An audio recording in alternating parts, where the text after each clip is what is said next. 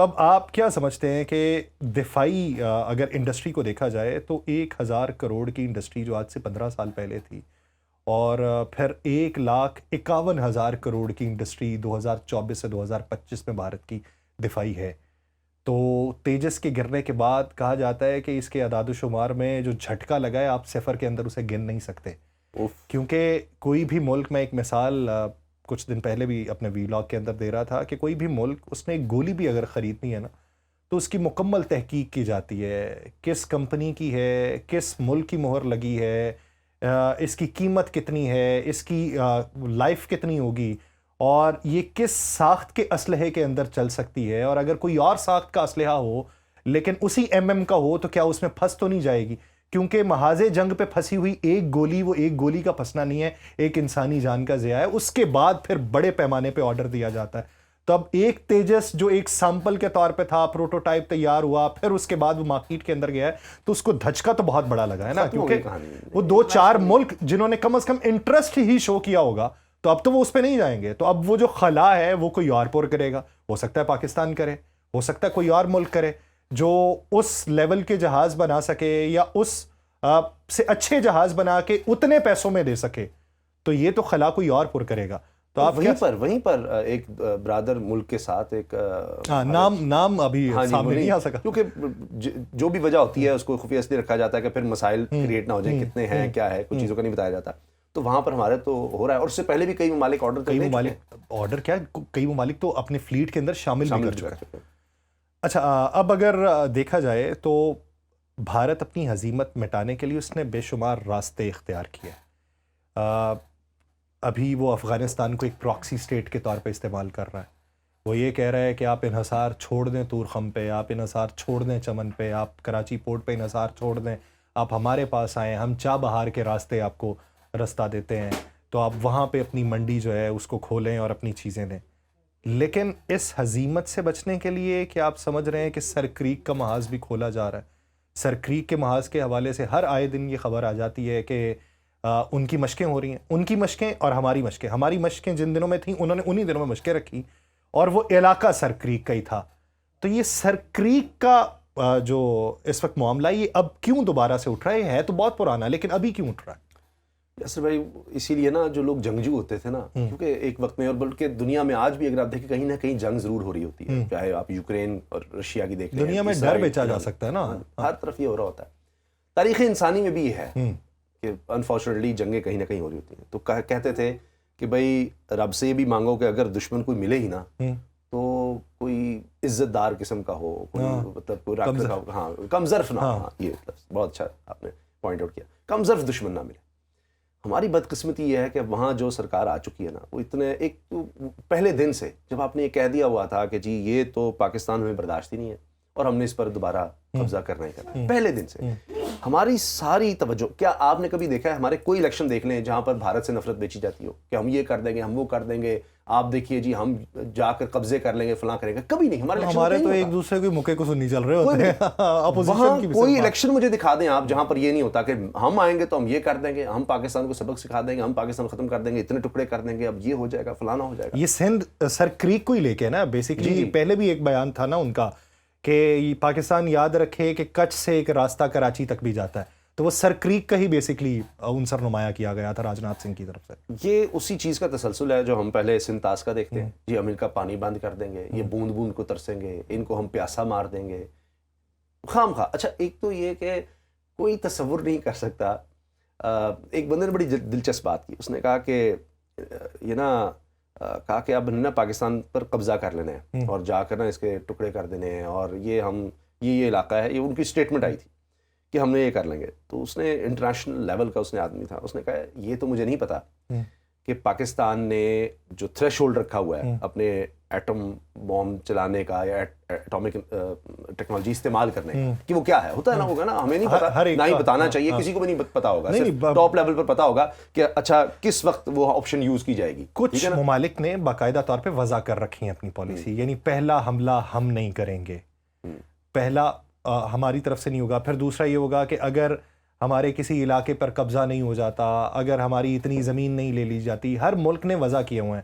اسرائیل کی طرف سے وضع نہیں ہے کیونکہ اسرائیل نے وہ اناؤنس ہی نہیں کیا ہوا، تو کچھ ممالک ہیں, بھارت کی پالیسی یہ ہے کہ نو فرسٹ یوز, لیکن بارہا مواقعوں کے اوپر ان کی پارلیمنٹ کے اندر بحث اس بات کے اوپر ہوتی ہے کہ نو فرسٹ یوز جو ہے نا وہ پالیسی تبدیل کر دی جائے. اچھا, اب جو پاکستان کی بات ہے نا, اس نے کہا کہ پاکستان کا پتہ نہیں ہے کہ مثلا ہم کہیں گے جی اچھا خدا نخواستہ اتنا قبضہ ہو گیا یا اتنے میزائل چلا دیے گئے تو یہ ہو گیا تو پھر ہم چلائیں گے, یہ نہیں پتا.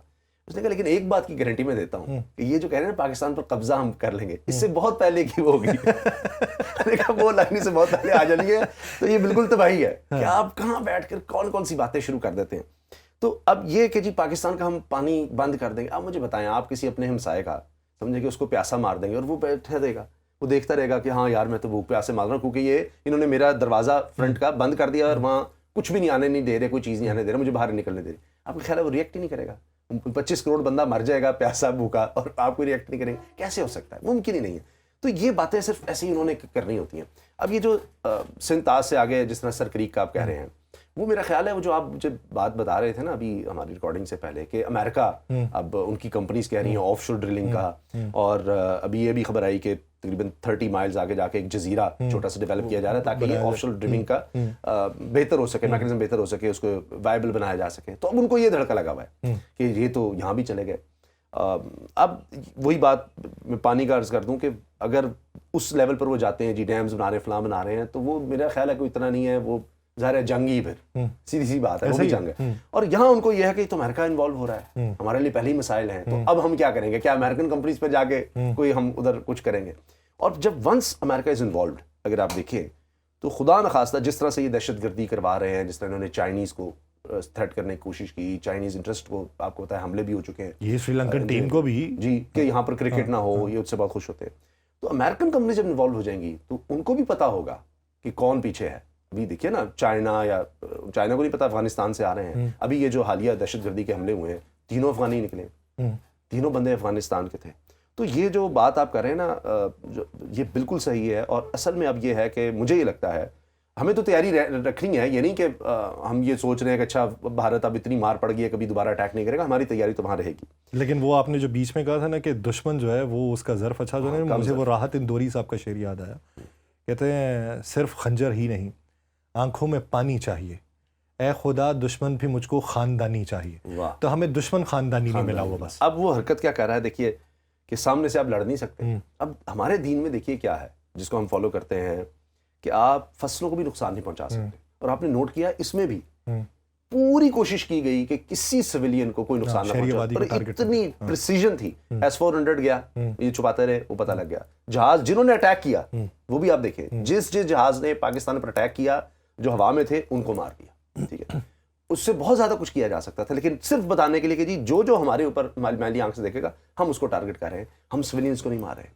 اور انہوں نے پروپیگنڈا کیا کیا آپ نوٹ کیجیے گا, بڑا خوفناک, کہ جی پنجاب میں وہ میزائل گر رہے ہیں, پنجاب میں میزائل گر رہے ہیں. کیوں؟ کیونکہ وہاں پر خالصتان کی تحریک ہے, وہ سینٹیمنٹ پایا جاتا ہے, اس کو دکھانے کے لیے اللہ آپ کا بھلا.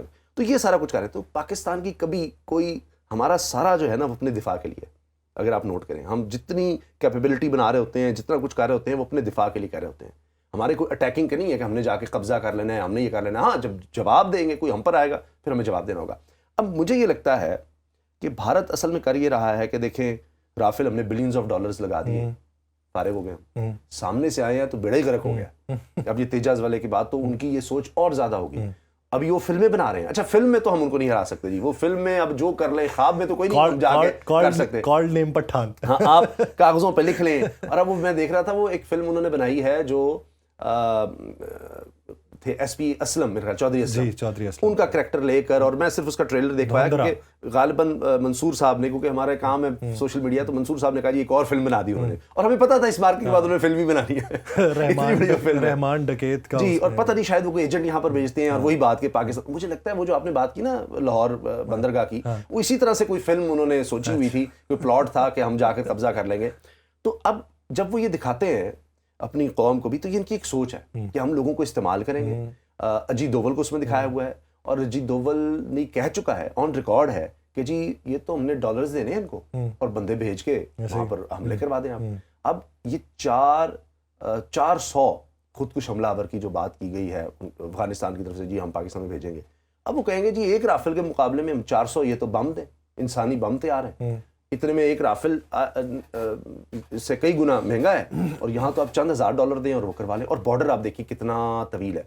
اور بھارت اور پاکستان کا بارڈر جو ہے نا وہ فرق ہے میدانی، اگر آپ دیکھیں زیادہ تر اس میں کشمیر کا علاقہ LOC نکال دینا. ہاں جی وہ نکال دیں. جی پرماننٹ بارڈر اور طرح کا، ایون یہ زیرو لائن جتنی بھی ہے وہ ساری. مگر افغانستان کا بہت مختلف ہے، بہت ہی مشکل. دنیا کے عجیب و غریب وہ بارڈر ہے جس کو آپ پاسبل ہی نہیں ہے، آپ جتنا مرضی سرویلنس کر لیں، فینسنگ لگا لیں، وہ لگا بھی لیں فینسنگ، تو کہاں سے آپ کہیں سے نیچے سے آ سکتے ہیں. اب وہ یہ چاہ رہا ہے کہ وہاں سے ہم جتنا ہو سکے اس کو ڈسٹرب کریں پاکستان کو، اور وہاں سے. اور افغانستان میں بھوک، وہاں دیکھیں معیشت کا تو کوئی معیشت اس کو پتہ نہیں کہیں گے بھی یا نہیں کہیں گے، کوئی انسانی حقوق نہیں ہے، کچھ بھی نہیں ہے. وہ ایک وار ٹون کنٹری ہے. وہاں تو بڑا آسان ہے، ان کو آپ پیسے، اب وہ بار بار افغان وزراء کو بلا رہے ہیں، ان کو لالچ دے رہے ہیں کہ جی ہم آپ کے لیے کر دیں گے. اور جو آپ نے چابہار وغیرہ کی بات کی وہ ایک لالچ کا ہے.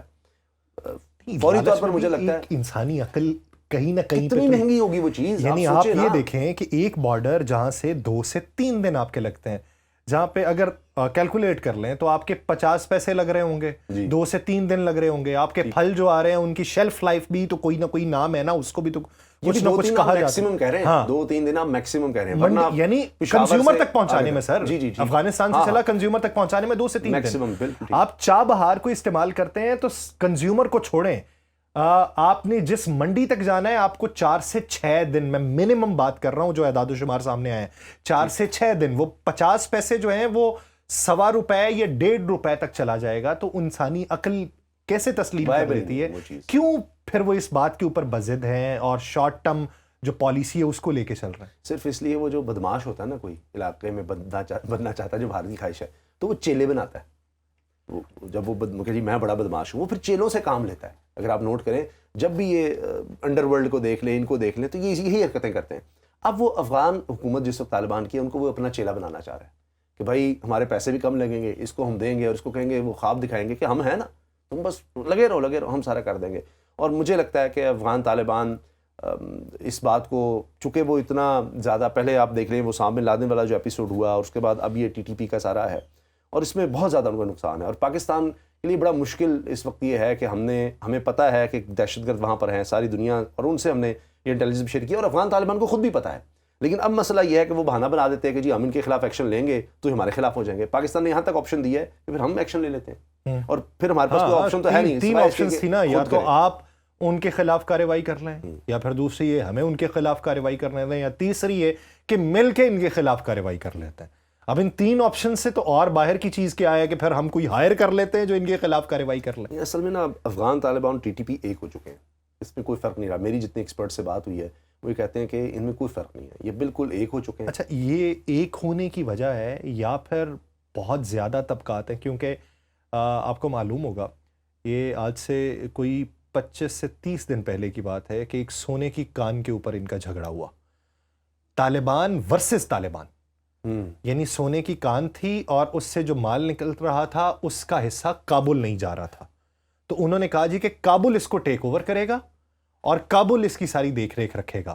تو وہاں پہ جو مقامی طالبان کمانڈر تھا اس نے اپنا حلہ بول دیا ان کے اوپر، جس میں 3 افراد کے موقع پہ مارے جانے اور 7 افراد کے زخمی ہونے کی اطلاعات تھیں.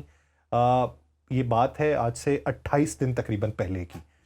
تو دھڑے بندی آپ بنیادی طور پہ سمجھتے ہیں، کیونکہ جب ایک سینٹرل نظام آپ کے پاس موجود نہ ہو اور آپ نے جگہ جگہ پہ وہ لوگ ان کو اختیار دیا ہوا ہے جو جنگجو تھے.